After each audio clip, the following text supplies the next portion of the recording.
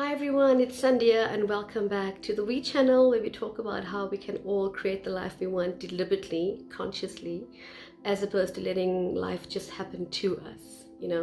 So today I want to just share a really great trick that I've come across, and it's probably, maybe some of you know this already, but it's really been really valuable to me. And it's about how to open up your heart, how to open up your heart. Because when you talk about deliberate creation, you can affirm it and you can visualize it and you can think it. But if you don't feel it, that is where the stumble happens. That is where it doesn't take off. You really want to feel it. So I've been battling in meditations in the past to open up my heart and actually feel, So before you do a visualization or before you do an affirmation, etc., you can say things till the cows come home. You can say things a million times a day. You can write it out, etc.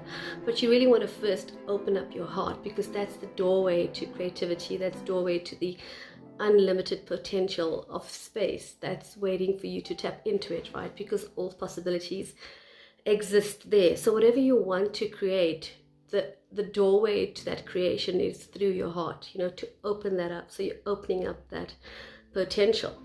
So oftentimes people don't want to open up their heart because they've been hurt, and they just can open up their mind and their thoughts, and they can get ideas, and they can open up different aspects of themselves. But when it comes to that real deep heart, you know yourself, you know that you build a wall around friendships, around love, around work, around money, around health. You just close off, and that wall becomes tighter, and it's very constrictive, So in that constrictive mode, you can't really create, and you can't allow for miracles to come through. You can't allow for potential. You can't allow for anything, because that is your world inside. You may act and say the right things in society, and you may say the right things to yourself out loud and write the right things, but you really want to open up that area of your heart, that area that you're scared to go to, that area that doesn't really want to forgive people that hurt you, doesn't want to forgive yourself, that it's just too painful to even think of it. So sometimes we just close ourselves off completely, So in meditation, I'm not a great, fantastic meditator, but I do try. And I have to say that when I do meditate, I definitely feel better, however I do it. So I'm not one to believe and be prescriptive about meditation. I don't think there's a certain way to do it, each to his own. You got to just keep trying. I think that's the key word. Keep trying and stumbling on different tools and techniques and find the one that works for you. And it doesn't have to be this long session where you're sitting for hours at an end on a mountain or a retreat. It's got to just be things you build into your daily life. You could be writing and meditating, listening to music, but there also has to be that gap where you're just sitting quietly and you're going inside. You're either putting on a meditation, or you quietening yourself, or you're listening to the sounds of the ocean or something, right? But where you're connecting inside. So I would battle for quite a long time. I've been battling with when people say on the meditation tape, open up your heart and feel it just overflowing, feel it getting out there, feel what it's like, And I'm like, oh, what the hell are they talking about? So I can think and I can hear and I can see and do other things, but sometimes I would get it right and sometimes I wouldn't, because I'm more used to my heart feeling pain and feeling hurt. So I'm more conditioned to those responses. If you tell me feel pain, I'm like, oh, I can list 100 painful memories, And if you look at our TV, our programs revolve around pain, TV, the media, a pain of some kind, whether it's war, a broken heart, loss of a loved one, death. We glorify pain, And if you look at our poetry, if I tell you now, think of a happy poem, no, but think of a sad poem, an intensely sad, overwhelming poem. We've learned those poems in high school as well. So that's easy to recall. So as a society, we tend to glorify pain. So it's not easy for us to remember love. quickly, readily, steadily. It's instantly coming up 10 memories. So I'm like, gosh, what are these people on about? So, and that's the one thing. The other thing is the subconscious is your greatest ally. It's an artifact, right? It's a record of the past, but it's not the same record, a faulty mistaken record that we have. We have a false perception of what happened in our past. So in Scientific American, they've done studies where it's proven that about 80 to 90% of our recollection is false. So let's just say there was something happening 40 years ago in your life, your childhood. That's a classic example, right? Childhood trauma. And it's not to say that we are lying about what happened to us, but the subconscious has a complete photographic record. It's absolutely accurate of what happened in your life. It's reliable. It's completely correct, completely. So you can tap into it at any time. For example, if you lose your car keys, you can say, mind, please help me and tell me where my car keys are. So stop searching in the house for your car keys.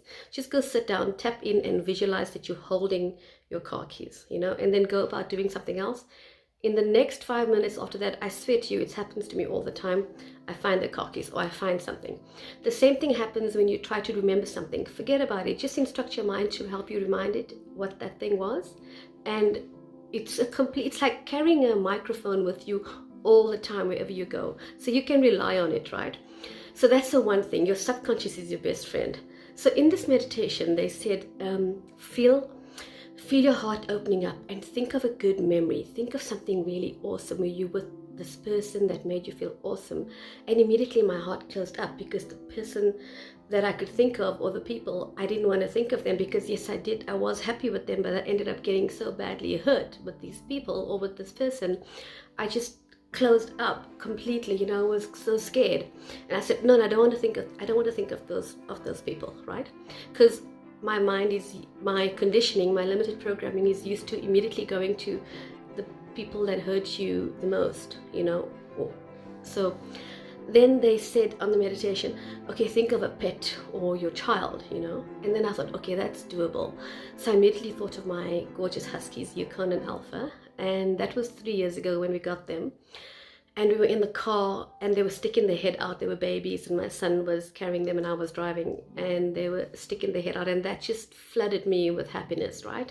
But that wasn't enough though, because I was like, hang on a second, that's 3 years ago. I've lived an entire lifetime on this planet.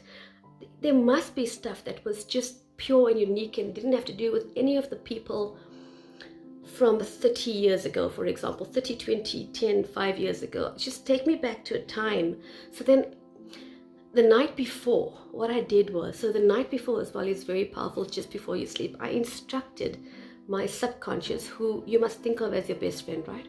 So I instructed my subconscious to please help me to recall in meditation some other memories, because I really want to open my heart up. I don't want to close my heart up. I don't want to walk around this world like broken, with a broken leg and a broken arm and a broken heart. Everyone sees me and they see I can walk and I can talk and I sound okay and I sound intelligent occasionally and I sound like I'm together, but invisibly I'm broken, right? I don't want to walk around like that in society. I really want to be functional. I want to be healed. I want to feel whole. I'm tired of feeling I'm not good enough, not worthy, not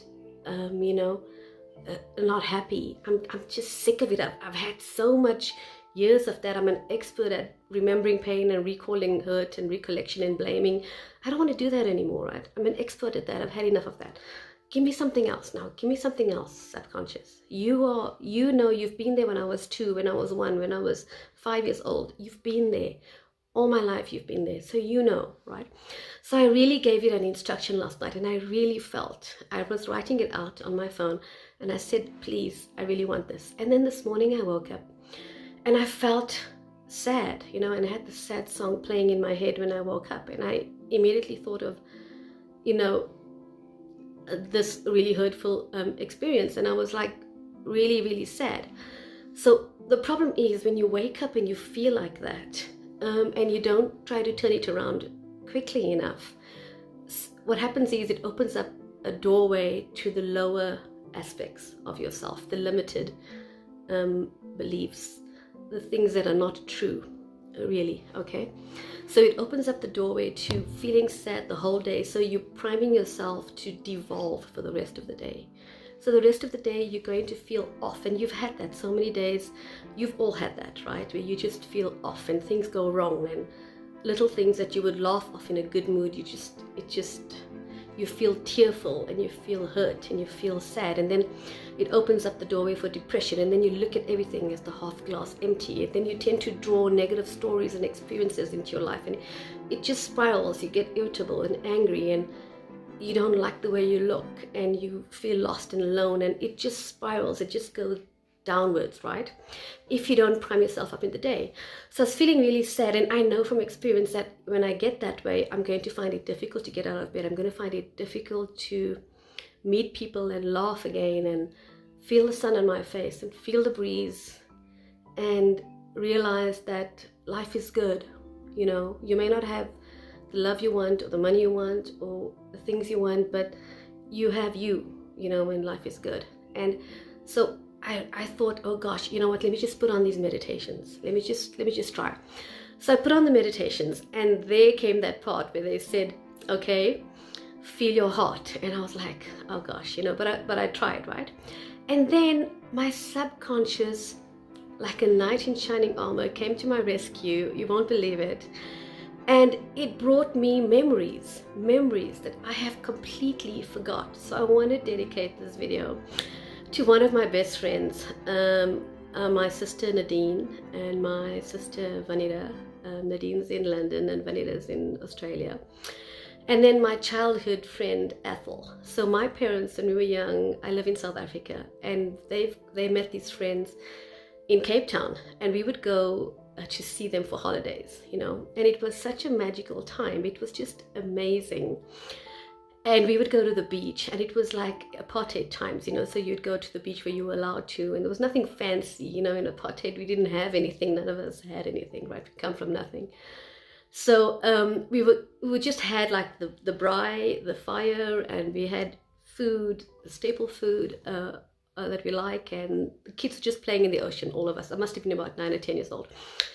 And this memory of Athol, my beautiful childhood friend, love you so much, and Nadine, one of my best friends, just lying on the beach, and probably at midnight, because the parents were laughing and joking and dancing, and all the adults doing their thing, and the kids, none of us were in any danger. There was nothing wrong with that time. It was so beautiful, you know, and we were lying at midnight swimming in the ocean, something that you're not allowed to do nowadays.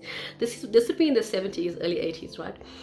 And we'd be just lying looking at the stars, and it felt like I could reach up and touch the star and bring it to me. It felt like that, and I just exploded with love. I just felt that love and that joy. It just hit me, you know, and it just felt so amazing. And then it opened up the doorway to more memories. My beautiful other best friend, my sister, my older sister, head of our family, Vanida, Lennon, living in Perth.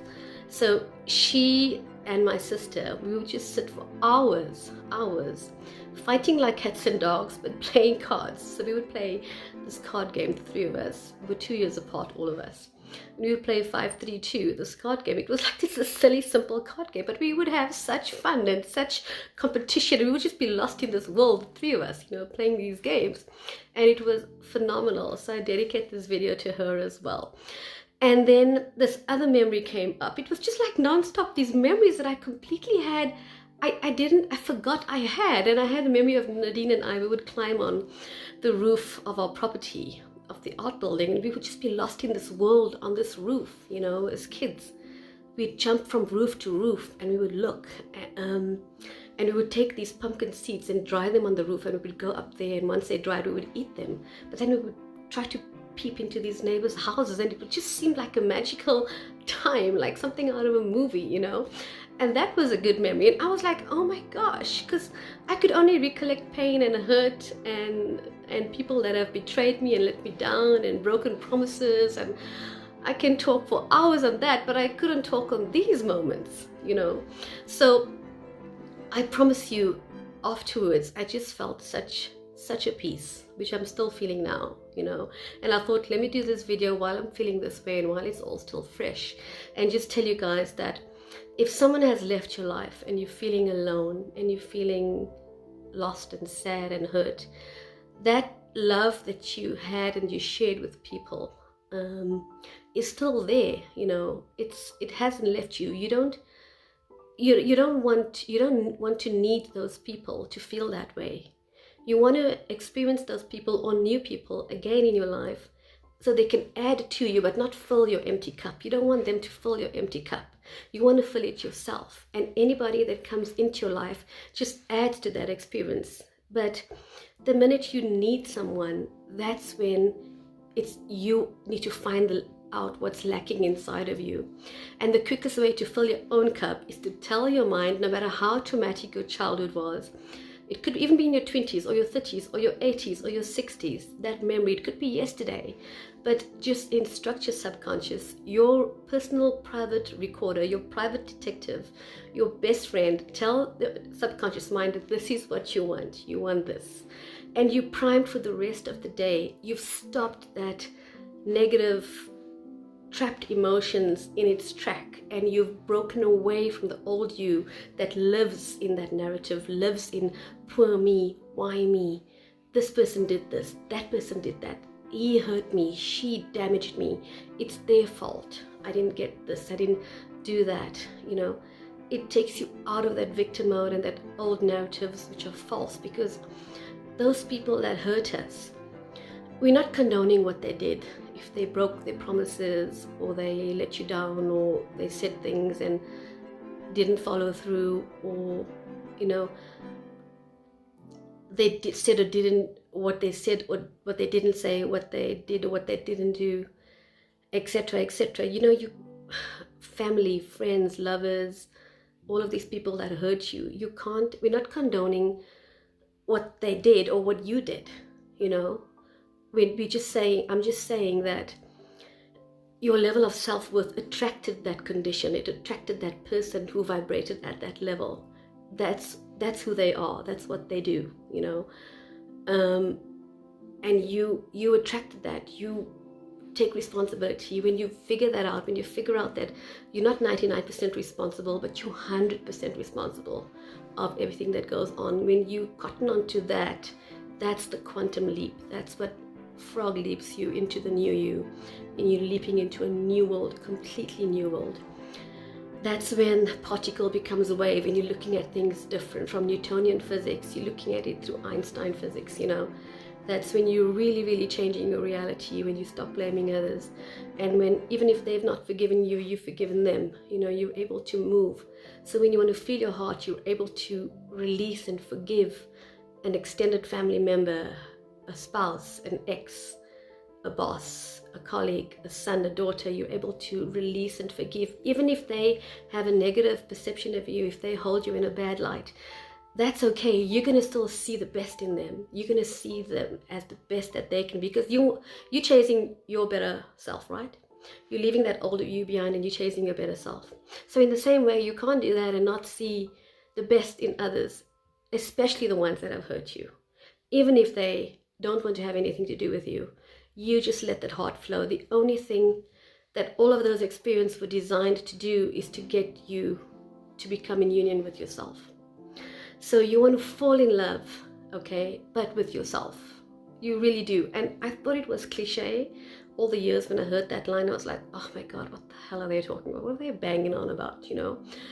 But now it's been a really, really hard road, I'm not gonna lie. But I have these moments, and I'm not going to say it's every day and it's all day every day, but I do have significant moments where I am starting to like myself again.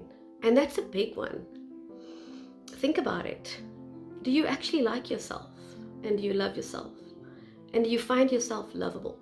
You know, think about it. And give yourself moments, grab the opportunities when they come, and remind yourself that you are all of those things. So try that trick. It's such a neat trick, and it works every single time. I can't click because I damaged my finger playing tennis, but it you know, every single time it works. Trust me, it works. I was just like shocked. And remember, those memories are mine. They're my memories. I was there. I know what happened. And it just came back. So that memory that you're going to bring is yours. You're not reading about somebody's great life and how they've overcome this and they're now this person and they've got this and they learn. You're not, no, this is you. This is your life that you're asking to recall. And no matter how hard your life was, whichever age, trust me, there's moments, just you, that were magical, you know. So go for it, try it, and remember your subconscious and your higher self, they are really your best friends. But shout out to my best friends and my childhood beautiful friend Athol. Love you guys so much. And I'm lucky because life has given me 5 sisters who are actually my best friends. I've got a lot of other best friends as well, but I'm really lucky to have had that. And even if you don't have that, if you have no one, trust me, your mind will remind you, your life on this planet, what you have and what you had and what you can still have again. Okay, love you so much. Have a fabulous weekend. It's Friday in South Africa, middle of the day, and the sun's shining, and it's winter but the sun's shining, and I'm going to head out there and just spend the day with myself and just enjoy me, you know, and just get to like me once again. Okay, bye.